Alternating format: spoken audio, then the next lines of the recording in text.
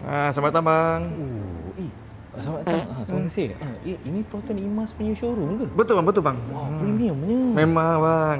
Boleh tengok-tengok tu bang. Saya datang nak tengok pasal Imas 5 ni. Ramai orang cerita pasal Imas 5. Sini bang. Gini kita punya special promotion lah. Ada banyak rebate, lepas tu complimentary pun ada banyak. Menarik. Tapi saya nak tengok kereta dululah. Kita beritahu dulu, ada punya interest tu Imas 5 ni 1.77% saja tau. Sampai akhir tahun ini saja.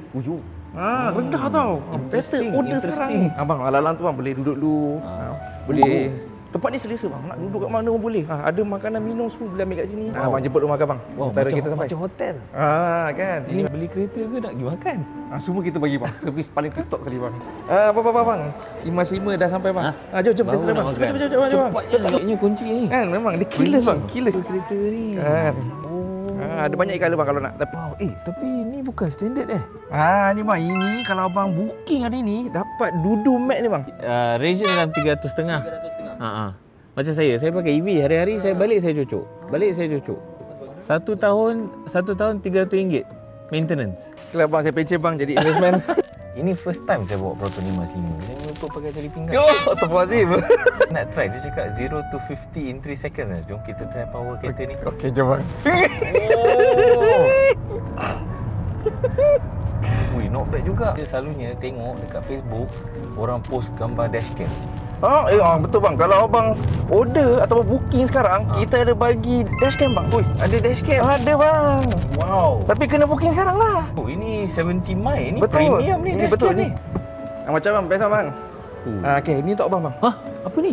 Ni kalau siapa test drive saja bang, dapat free Hot Wheel tau. Bawa kereta dapat kereta? Ya, dapat kereta mainan lah. Serius lah. Siapa je? Imas Aeon Glenmary ni. Ya, betul bang. Ni tak bang, ni boleh balik. Alright. Kalau nak simpan boleh, kalau nak bagi anak-anak pun boleh ke? Proton Saga ni bapak punya. Nak booking tak Imas 5 ni bang?